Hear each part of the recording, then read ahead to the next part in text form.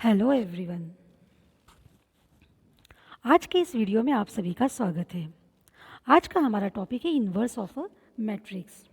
पर video start करने के पहले फ्रेंड्स, अगर अभी तक आपने मेरे चैनल को सब्सक्राइब नहीं किया है तो आप सब्सक्राइब कर लीजिए, बेल आइकन को प्रेस कीजिए जिससे आपको नोटिफिकेशंस मिलते रहे। वीडियो को लाइक कीजिए, शेयर कीजिए, और अगर आपको इस वीडियो में कोई डाउट आता है या अगर आप किसी नए टॉपिक पर कोई वीडियो चाहते हैं तो कमेंट बॉक्स में ज़रूर बताइए। तो चलिए आज का वीडियो में स्टार्ट करते हैं। इन्वर्स ऑफ अ मैट्रिक्स, इसे हिंदी में कहा जाता है व्युत्क्रम आव्यूह, मतलब आव्यूह का व्युत्क्रम कैसे निकालना होता है। तो हम सबसे पहले इसकी परिभाषा देख लेते हैं कि इसकी डेफिनेशन क्या है। Let A be a square matrix, then inverse of the matrix is denoted by A inverse and it is defined by, और उसे परिभाषित कैसे करते हैं, डिफाइंड बाय। तो ये फॉर्मूला है ब्रैकेट बॉक्स में जो लिखा हुआ है, A inverse equals to A D J A upon determinant A. अब इसमें इस फॉर्मूले में इन दोनों की मीनिंग देख लेते क्या है।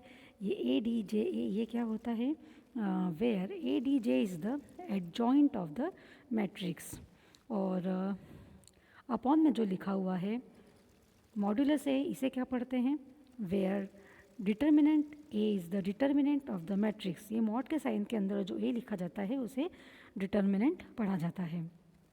तो डिटर्मिनेंट, मैट्रिक्स का डिटर्मिनेंट निकालने के लिए एक वीडियो मैं ऑलरेडी पहले अपलोड कर चुकी हूँ, तो आप पहले वो वीडियो देखिए तो आपको ये और अच्छे से समझ में आएगा। तो फ्रेंड्स, ये वीडियो हिंदी और इंग्लिश दोनों ही मीडियम की स्टूडेंट्स के लिए बहुत बेनिफिशियल होने वाला है, क्योंकि इसमें मैं आपको पूरा हिंदी में भी एक्सप्लेन करने वाली हूँ।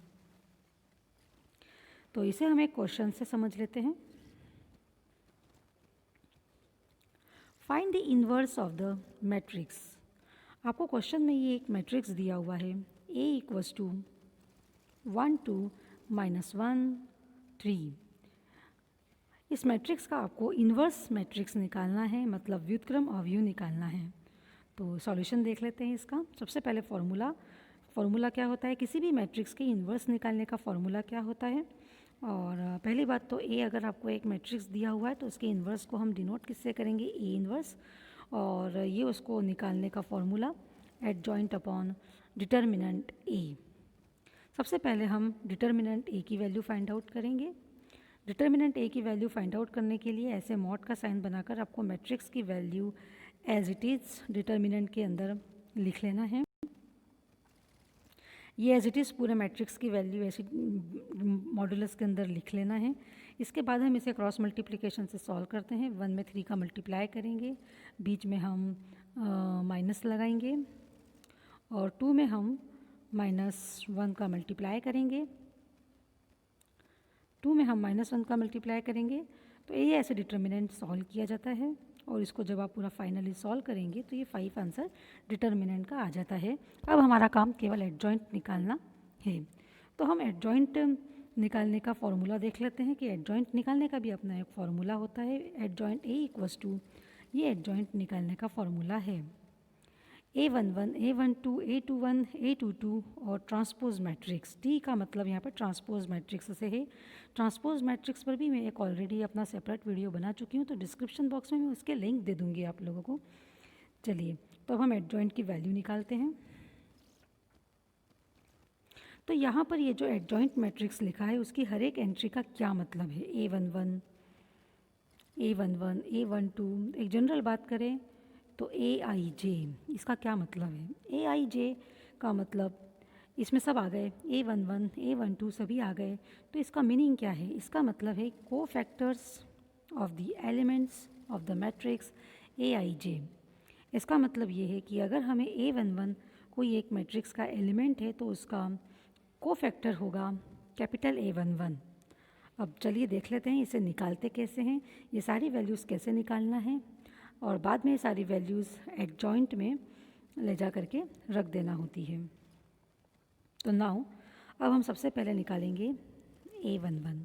A11 की वैल्यू निकालने का ये फॉर्मूला है कि पहले -1 की आपको पावर लगानी है। तो -1 की पावर, ये -1 की पावर है। -1 की पावर पे क्या आता है, जो जिसका आप वो फैक्टर निकाल रहे हैं उसके सबस्क्रिप्ट में जो नंबर लिखे हुए हैं उन्हीं का एडिशन आपको यहाँ पर करना है। जैसे A11 में सबस्क्रिप्ट में लिखा हुआ आ रहा है 1 1, तो इन्हीं दोनों 1 का एडिशन आपको -1 के ऊपर पावर लगानी है, -1 टू द पावर 1 + 1। अब आप ये A11 मैट्रिक्स ए के अंदर A11 के कॉरेस्पॉन्डेंस में आता है, इसलिए हम इसकी रो और इसके कॉलम को हटा देते हैं, लाइक माइनर निकालने जैसा। अब हमको इसका माइनर निकालना है, तो A11 का माइनर हम कैसे निकालते हैं, रो और कॉलम को हटा देते हैं। माइनर के ऊपर भी हमने एक सेपरेट वीडियो ऑलरेडी मैं बना चुकी हूँ, तो उसका भी लिंक मैं आपको डिस्क्रिप्शन बॉक्स में दे दूँगी। तो ये रो और कॉलम को हटाने के बाद आपके पास सिंपल एक ये सिंपल एलिमेंट एक 3 बचता है केवल, तो आपको इस 3 को यहाँ पर मल्टीप्लाई में लिख लेना है, और इसको पूरा सॉल्व आउट करने पर ये आंसर आता है इसका 3। तो कैपिटल A11 की वैल्यू आ चुकी है 3, जो हमें आगे चल के इस एडजॉइंट में A11 की जगह पर पुट करना है।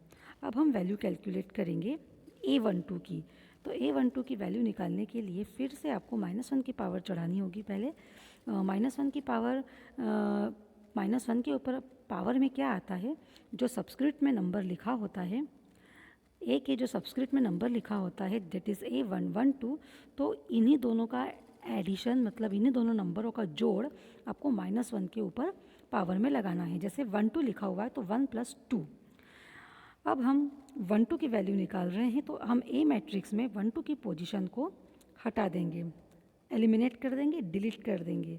तो 12 की पोजीशन में अगर हम देखें तो 12 की पोजीशन पर मैट्रिक्स में लिखा हुआ है 2।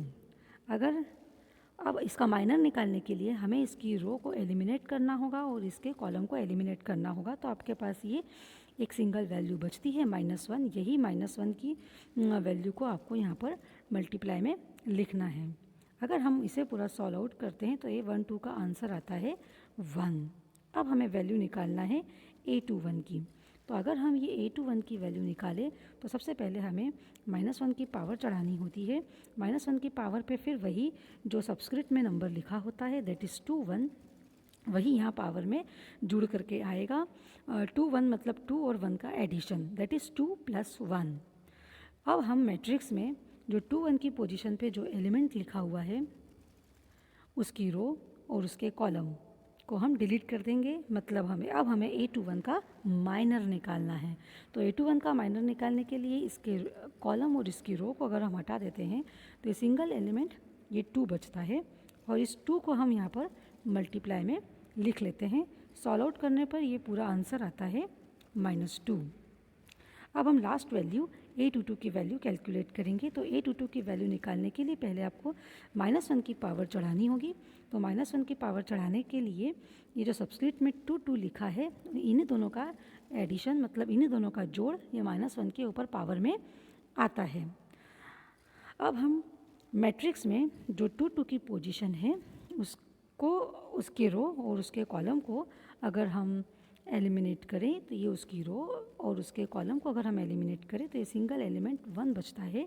यही 1 आपको यहाँ पर मल्टीप्लाई में लिखना होता है।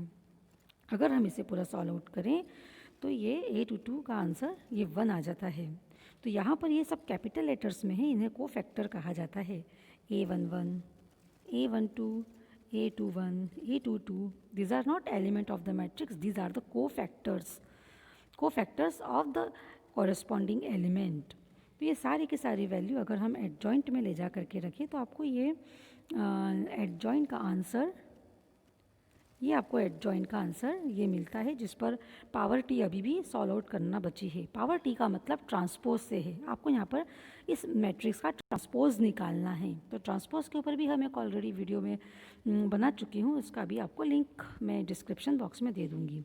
तो फिलहाल मैं आपको बता दूँ कि ट्रांसपोज कैसे निकालेंगे। हम जो मैट्रिक्स की रो है उसे हम कॉलम बना देंगे। जैसे 3 1 3 1 ये मैट्रिक्स की रो है, तो ये मैट्रिक्स का कॉलम बन जाएगा, और ट्रांसपोज में ये मैट्रिक्स का कॉलम बन जाएगा। -2 1 ये मैट्रिक्स की रो है तो -2 1 ये कॉलम बन जाएगा।